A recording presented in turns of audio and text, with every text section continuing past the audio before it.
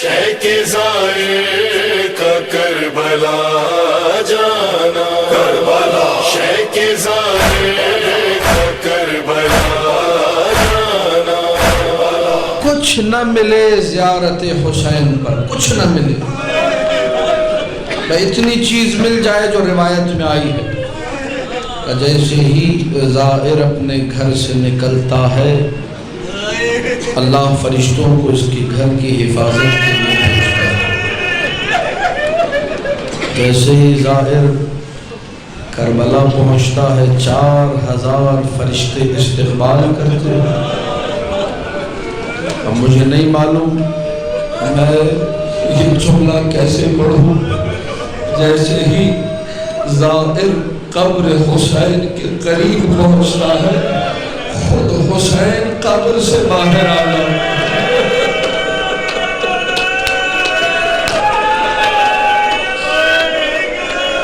کامل الزیارات کی روایت ہے،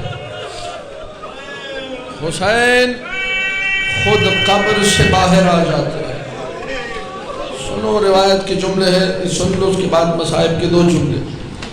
اور رخ کرتے ہیں مدینہ منورہ کا، اے میرے نانا رسول اللہ، یہ میرا زائر اپنا وطن چھوڑ کر آیا ہے۔ ایک پردیسی کے لیے دعا کر رہا ہے۔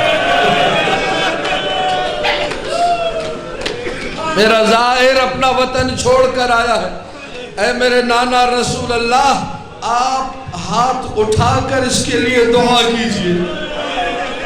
اپنے نانا سے التماس دعا کہتے ہیں، اپنے بھائی حسن مجتبیٰ کی قبر کی طرف رخ کرتے ہیں، بقیع کی طرف، اے میرے بھائی حسن مجتبیٰ، آپ بھی ہاتھ اٹھا کر میرے زائر کے لیے دعا کیجئے۔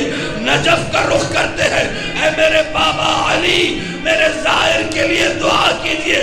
میں روایتیں پڑھتا رہا، مجھے نہیں ملا کہ اپنی ماں فاطمہ زہرا کو جب دعا کا کہا ہو تو مدینہ کا رخ کیا ہو۔ روایت کا جملہ یہ ہے، ان فاطمہ بنت محمد تحضر فی کربلا وتدعو لزبار الحسین۔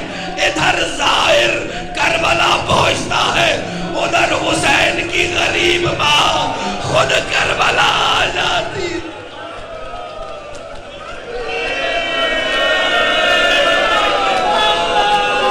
اے میرے اللہ، اے میرے اللہ، میرے غریب حسین کا زائر آیا ہے، اس کے گناہوں کو بخش دے۔ اللہ اکبر۔ جس کے لیے زہرا دعا کرے، ہو سکتا ہے وہ پاکیزہ نہ ہو سکتا ہے اس کے گناہ بخشے نہ جائے۔ فاطمہ زہرا زائروں کے لیے دعا کرتی ہیں۔